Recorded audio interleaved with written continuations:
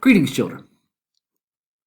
Last time, we introduced the religion of Islam, and we talked about the need to include it in a Western civilization class because of the eventual clash between the worlds of Christendom of Europe and the Dar al-Islam of the Middle East during the Crusades. Last time, we talked about Muhammad, the founder of Islam, who, around the age of 40, believed that he was receiving messages directly from God through the angel Gabriel in a cave in Mecca. Well, what were these messages? What was this final revelation of the final prophet that would become the religion that is now second largest in the world, and perhaps someday, not in the too distant future, will be the number one largest religion? Well, Islam, first of all, shared a lot of tenets with both Judaism and Christianity, starting with the fact that Islam is monotheistic, or having only one God. The Jewish faith is monotheistic, perhaps the first monotheistic religion. Christianity, of course, is derived from the Jewish faith. Jesus Christ was a practicing Jew, and therefore Christianity is monotheistic. And so is Islam. In Islam, practitioners refer to God as Allah. And I feel like this is a mystifying thing in the West. The idea that God has this different name in Islam. But all Allah is the Arabic word for God. So Muslims refer to their God as God. They just say it in a different language. Much like Christianity, Islam has a binary afterlife. Muslims believe that each individual will be judged by their actions in their life, what they have done and what they have failed to do, and they will be judged and found worthy of heaven or damned to hell. So this binary afterlife, one of great reward, one of horrific punishment, this also exists in Islam. Islam has a sacred text, just like the Jewish Torah, just like the Christian Bible. There is the Quran, which is the Muslim holy book. Now, it's a little bit different than the Jewish Torah or the Christian Bible. Though it shares the belief that God is both omnipotent and omniscient, which is all-knowing and all-powerful, that it also shows a God of compassion and mercy, just as Christians and Jews believe in a God of compassion and mercy.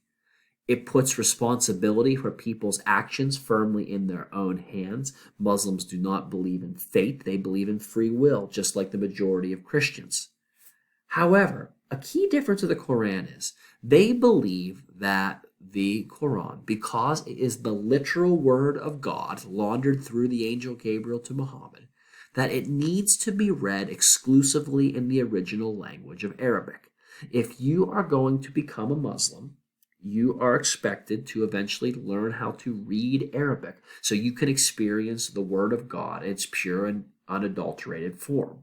Well, what's the big deal? If you remember back to the Christianity segment, I read you two passages from the Christmas story. I read you one in the Old English of the King James Bible, and I read you a 20th century American update.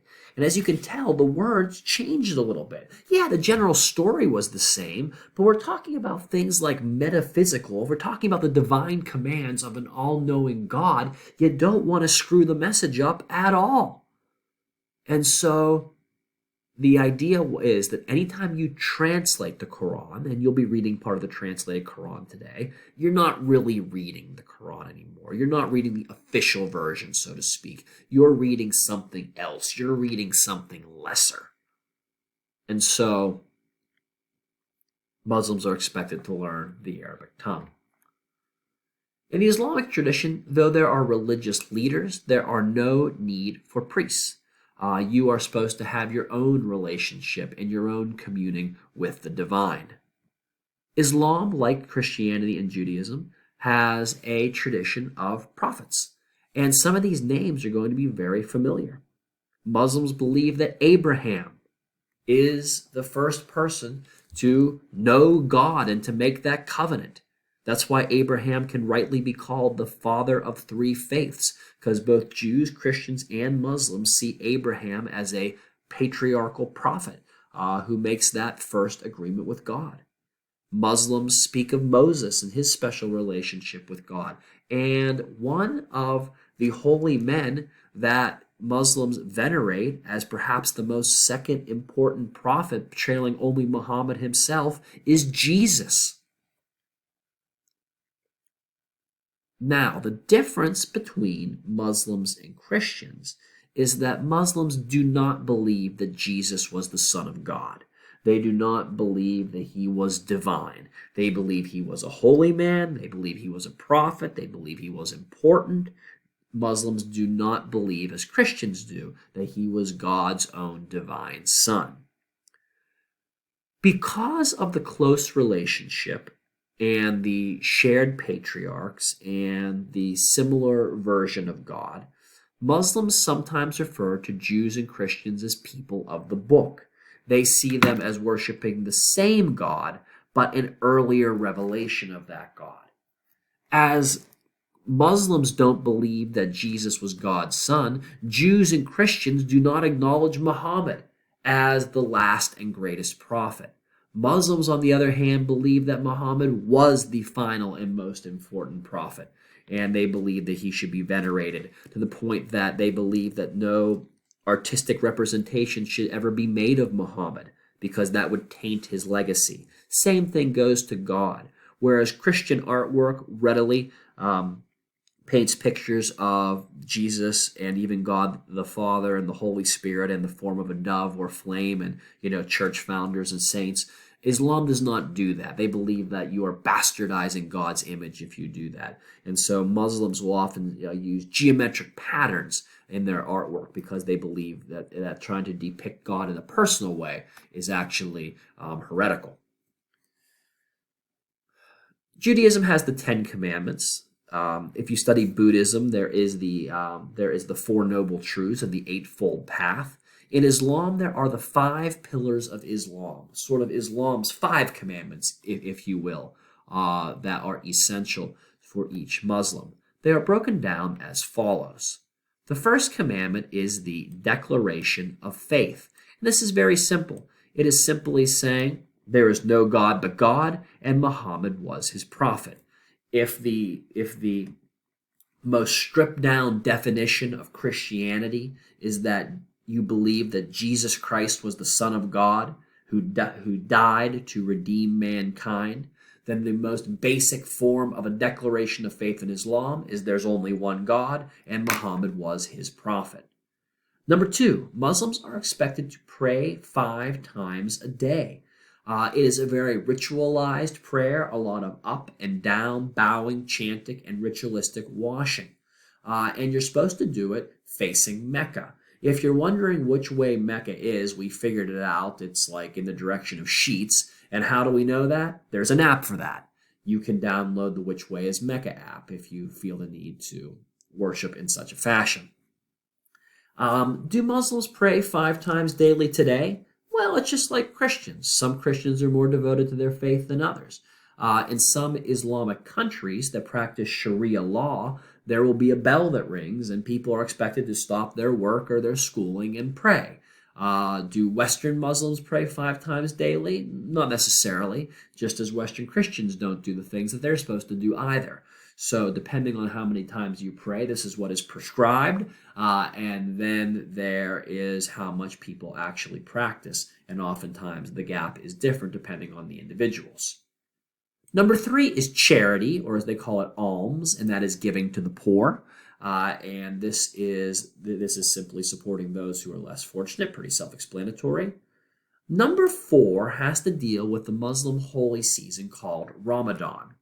Muslims observe a lunar calendar, which is to say that the months change every year, that it could be in a different season. But Ramadan can most closely compare to the Catholic season of Lent. It is a time of reflection and prayer and self-sacrifice. One way Muslims do this is by fasting from sunup until sundown. I always wonder if there were Muslims in Alaska where sometimes they have 24 hours of darkness. You just weren't supposed to eat for days on end. But then again, there's not a whole lot of Muslims in Alaska. Um, Ramadan is extremely serious to Muslims. Sometimes Muslim countries who were fighting wars against each other would stop them during Ramadan and wouldn't restart them till the holy month was over. You are allowed to have water during the day, and if you are sick or a elderly or very young, you are also excused from the fasting during Ramadan. The fifth one I think is the most interesting, and this is the Hajj to Mecca. Muhammad is going to eventually take over the city of Mecca, and he will destroy all the pagan sites of worship there. But he'll keep one. There was this. There was this one shrine called the. I think it's the Kabul. I don't know. I'll look it up. And it is what most likely was a meteor that they had created this shrine around. So Muhammad, he decided this will now be an important part of his religion.